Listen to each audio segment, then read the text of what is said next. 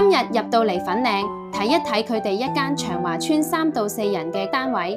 我哋而家呢個單位就係 Y 型300幾尺嘅，客人揾到我哋裝修同埋家私設計，定製一站式嘅服務。我哋睇返入門口嘅位置，我哋係做咗一個換鞋凳，上面有鋼琴掛鈎，同埋2個大圓弧嘅一個大嘅圓弧包邊，成個造型就會顯得非常之靚嘅，係好有設計感。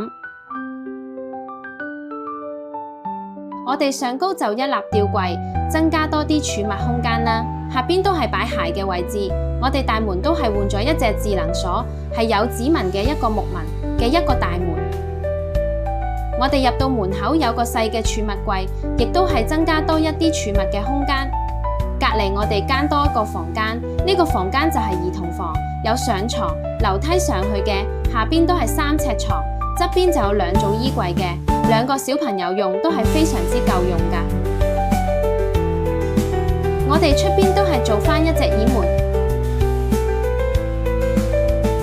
我哋電視櫃呢度做咗格柵嘅一個木板，入邊係櫃桶嚟嘅，亦都可以收埋我哋啲 WiFi 路由器。側邊就一個格柵去做裝飾㗎。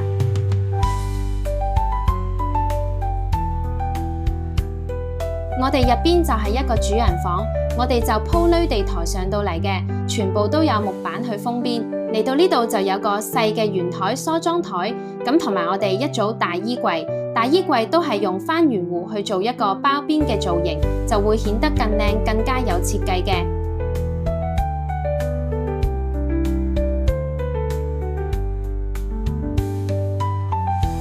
我哋呢邊擺梳化，背景牆格柵去做裝飾金屬條，成個空間嘅氣氛就會更加好嘅。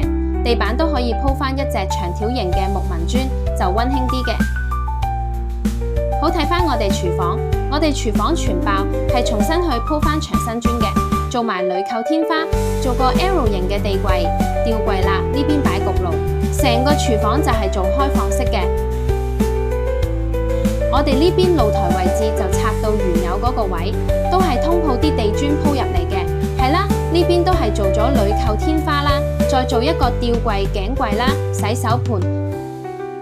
咁我哋洗手間做個 PD 門嘅，但入邊做多個浴屏乾濕分離嘅。我哋啲喉都係用我哋嘅木盒去做一個遮擋，去做一個裝飾。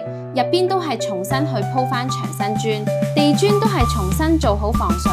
我哋呢個單位就耗時2個幾月就已經完工㗎喇。